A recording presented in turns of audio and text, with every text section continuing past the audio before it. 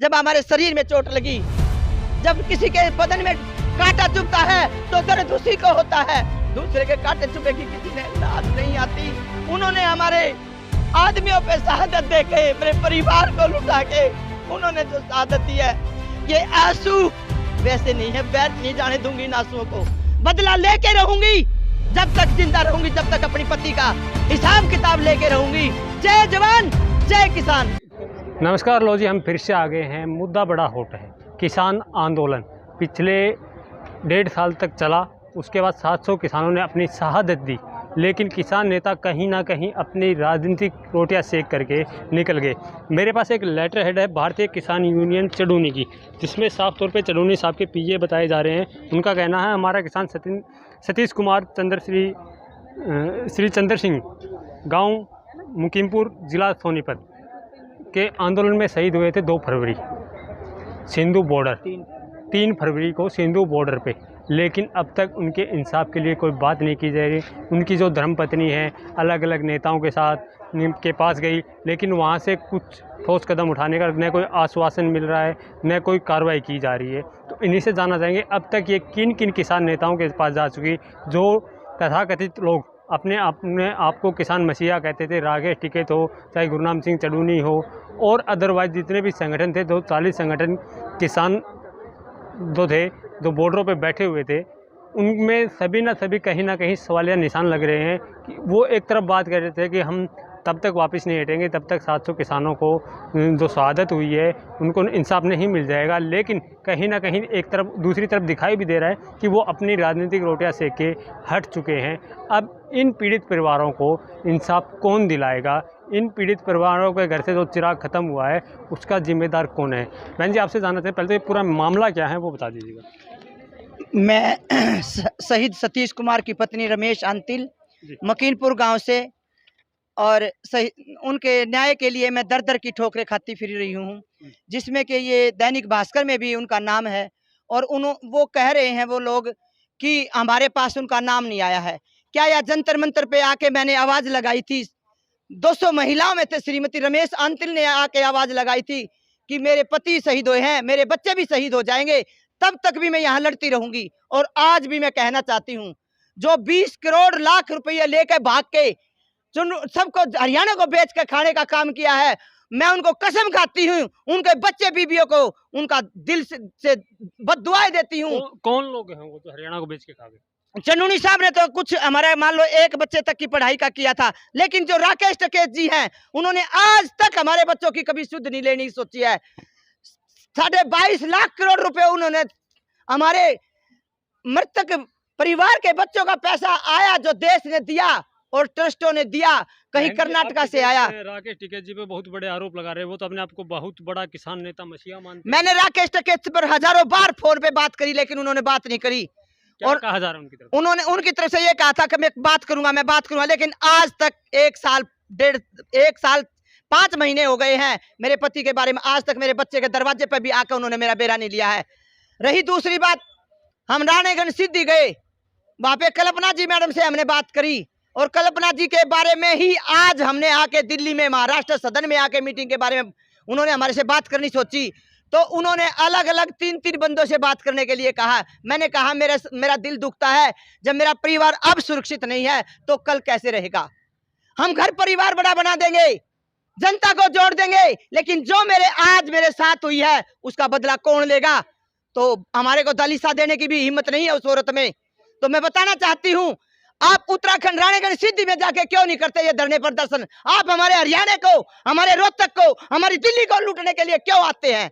वो तो कह रहे हैं हम किसानों को मसीहा हैं, आप कह रहे हैं कि हरियाणा को दिल्ली को लूट के चले गए। हमारे को जो आता है सिर्फ लूट के जाता है। हमारे हरियाणा की तरफ किसी ने आंख भर के भी देखी तो आंख भी जोड़ने का काम श्रीमती रमेश अंतिल करने के लिए तैयार है। अच्छा, तो ठीक है साहब, तो अभी कह रहे हैं कि आप 2 दिन से उनका वीडियो वायरल हुआ, किसान यूनियन में टूट पड़ेगी, लेकिन वो कह रहे हैं कि हम तो किसानों के साथ खड़े रहे। मैं राकेश टिकैत को बताना चाहती हूँ, अगर 700 किसानों की महिलाओं को और उनके बच्चों की अगर आपने जिम्मेवारी नहीं ली, तो लाखों करोड़ों रुपये जो तुमने लेके भाग के गए हो।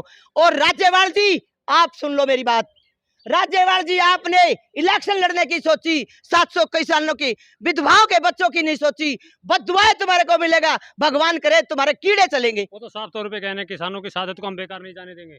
कहाँ गए फिर वो वादे?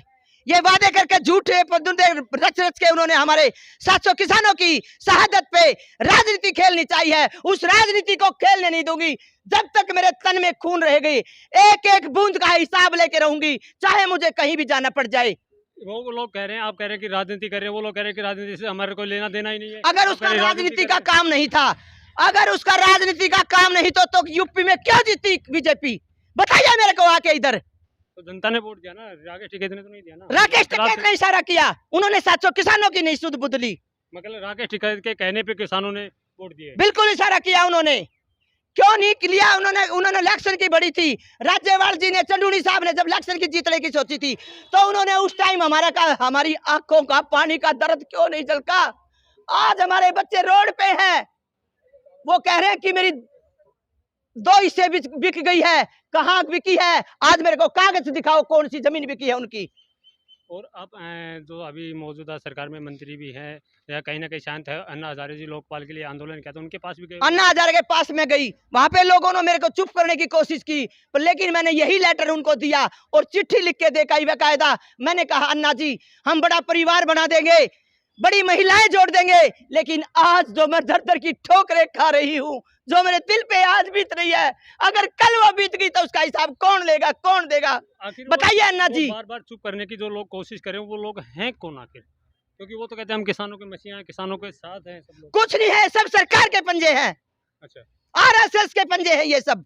मतलब जितने भी किसान संगठन तो बॉर्डरों पे बैठे थे, जिनकी वजह से 700 किसान शहीद हुए हैं, वो वहां पे पैसे लेने वालों का, अनदेखी करने वालों की भीड़ लगी हुई थी। लेकिन हमारे को बाद में पता लगा, जब हमारे शरीर में चोट लगी, जब किसी के बदन में कांटा चुभता है तो दर्द उसी को होता है। दूसरे के कांटे चुभे की किसी ने लाज नहीं आती। उन्होंने हमारे आदमियों पे शहादत दे के, मेरे परिवार को लुटा के उन्होंने जो शहादत दी है, ये आंसू वैसे नहीं है, व्यर्थ नहीं जाने दूंगी इन आंसुओं को।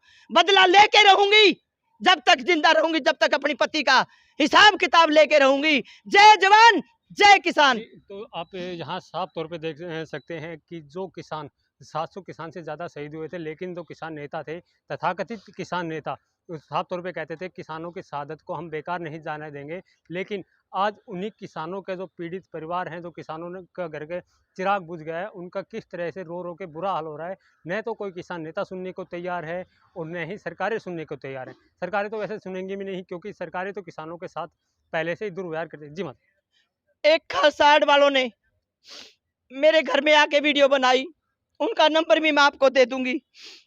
तो उन्होंने कहा आप कर्जा उठा के आप अपनी बेटी की शादी कर दीजिए, हम आपका कुछ सारा हिसाब कर देंगे। लेकिन उन्होंने मेरे फोन भी उठाने बंद कर दिए और अपनी वीडियो से हमारे मृतकों के बच्चों के नाम के उन्होंने करोड़ों रुपए कमाए हैं। मैं पूछना चाहती हूँ आपकी मीडियम के माध्यम से, आपकी मीडिया हमारी आवाज को सुनाए। उसका नंबर है 8283840047। ये खालसा ऐड वालों का नंबर है। मैं पूछना चाहती हूँ, जो वीडियो आप बना के लेके आए थे, क्या हमारे आदमियों पे, हमारी बेटियों के ऊपर, पढ़ाई के ऊपर आपने करोड़ों रुपए कमाए हैं? वो पैसा आपका हजम नहीं होगा। आज जो मेरा दिल कह रहा है, आपने कहा हम अपने बच्चों की पढ़ाई करवाएंगे, आज तक मेरे बच्चों की पढ़ाई का एक पैसा नहीं आया है खालसा ऐड वालों ने। जो खालसा ऐड वाले कहते थे वही सच लिखड़ी, हम सोचते थे कभी खालसा ऐड वाले झूठ नहीं बोलेंगे। लेकिन हरजीत कौर इनका नाम है। 2 बंदे वहां पे आए थे और वीडियो बना के लेके आए थे। 1,30,000 रुपए मेरे देने बकाए हैं। बताइए उन लोगों के जहां से मैंने पैसे उठाए हैं, 2 रुपए सैकड़े का ब्याज मैं कहां से दूंगी? आपकी मीडिया के माध्यम से मैं बताना चाहती हूं, इस नंबर को देके और आप मेरी मदद करने की कोशिश करिए। जय जवान जय किसान। तो यहाँ अब एक चीज़ और निकल के आए, तथाकथित किसान नेताओं पे तो सवालिया निशान पे हैं ही हैं, उसके साथ साथ जो खालसा ऐड है, जो पंजाब से कहीं ना कहीं चलता है, उन पे भी सवालिया निशान है कि इनका जो वीडियो बना के, जिनका नाम है हरमिंदर खालसा, जिनका साफ तौर पे एक आरोप है कि उन्होंने वीडियो बना के हमारे नाम पे लाखों करोड़े कमाए, लेकिन हमारी आवाज़ कहीं कोई भी नहीं उठा रहा, न कोई किसान नेता, जो अपने आप को तथाकथित किसान मसीहा कहते हैं, जैसे राकेश टिकैत, जिस प्रकार से अगर शुरुआत में जब किसान आंदोलन शुरू हुआ था तो राकेश टिकैत को राकेश टिकैत ने कह के कुछ लोग राकेश डकैत कह रहे थे। कहीं ना कहीं वो बात अब सच और सामने आ रही है, क्योंकि ये वही पीड़ित परिवार हैं, ये वही किसान का परिवार है जिन्होंने अपनी शहादत देके किसान आंदोलन को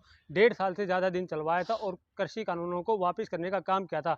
अगर वो किसान नेता या किसान मसीहा होते तो आज इन परिवारों के साथ खड़े होते। तो मैं तो यही कहूँगा कि वो किसान नेता न होकर, राकेश टिकैत न होकर, कहीं ना कहीं जो भाजपा के और जो अपोजिशन के लोग थे, तो राकेश डकैत का इनके ऊपर तमका लगाया था, कहीं ना कहीं वो उनके ऊपर सही साबित हो रहा है। धन्यवाद।